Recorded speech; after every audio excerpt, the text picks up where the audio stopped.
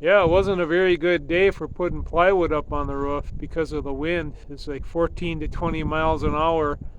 I thought it was going to tear the plywood out of my hands any minute, but clamping on it with the vice grip really helped. Had a good firm grip on it then. I had something to hold on to so it couldn't slip out of my hand so easy.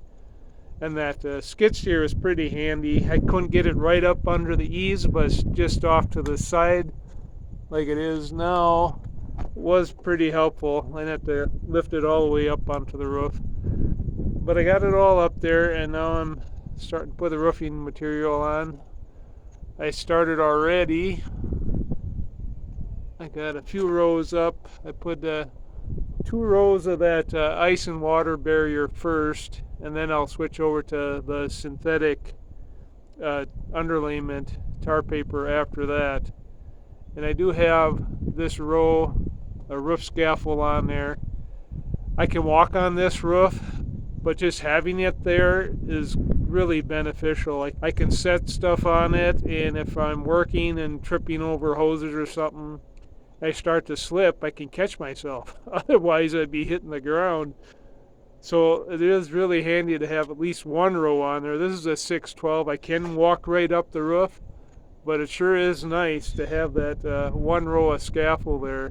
And that skid steer is really helpful too, because I can at least get the shingles up this far, and then I can throw them up onto this roof scaffold. I don't have to carry them all the way up the ladder. The other side would be a little bit easier because I can get the skid steer right up to the eaves of the roof. Yeah, it was easier putting plywood on that side too. But it sure is handy to have, especially when you're working alone. I gotta get an attic vent cut in here before I get any higher. Already gone a little too high. I found 2 rafters, and I need a 9-inch hole in the center. I want to keep this down. I'll have it about right there.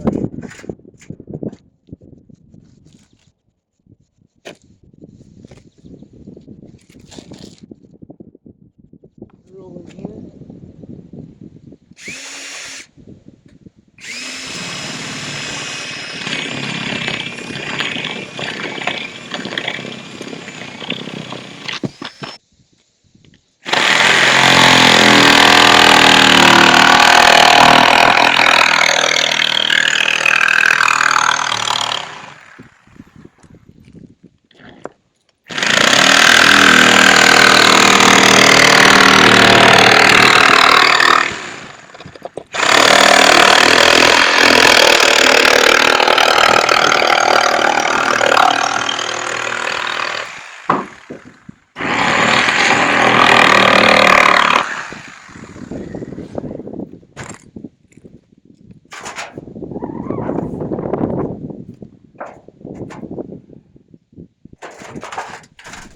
So I want this vent to be within 2 feet of the ridge and low enough so you can't see it from the other side of the roof.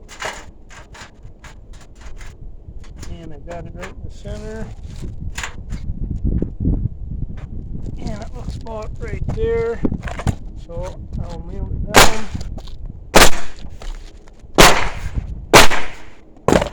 Then I'll shingle up to it and over the top of it and continue.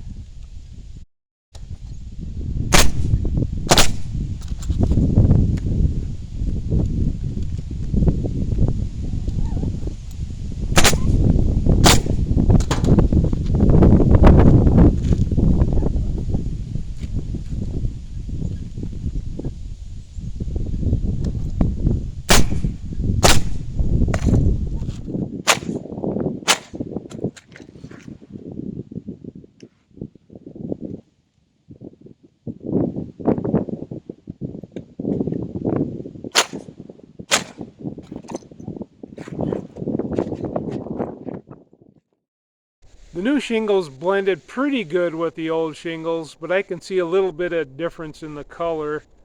The shingles on the house have been up there about 6 years. It's the same manufacturer and color, but there is a little bit of difference between the new and old, but it'll be just fine. The next part of the project was going to be the soffit, but I had to order that and it's still not here yet, so I'm going to go ahead and probably stick the windows in because they did come in. Usually I like to do a soffit before the windows in case you're swinging hammers and something around, less chance of breaking windows. But I'll just have to be careful when I do get that soffit. So thank you for watching this video, and I'll see you in the next episode.